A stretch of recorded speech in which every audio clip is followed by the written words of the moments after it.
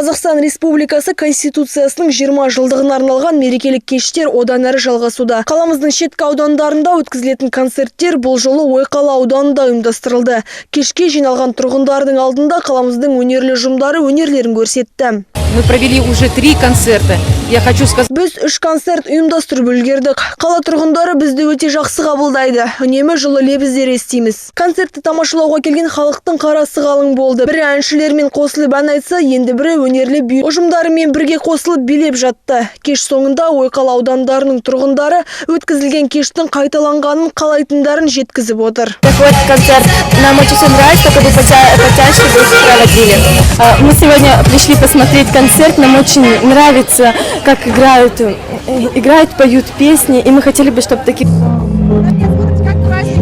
Спасибо большое, очень нравится. Побольше, мне кажется, таких праздников, и дети будут собираться. Как бы весело все равно, что побольше. Город у нас лучше намного. Спасибо большое. Мне очень все нравится, хорошо поют. Хотелось бы таких концертов побольше. Сондай-ақ тұрғындардың сұрақтары мен ұсыныстары үшін арнайы жәшіктер қойылды.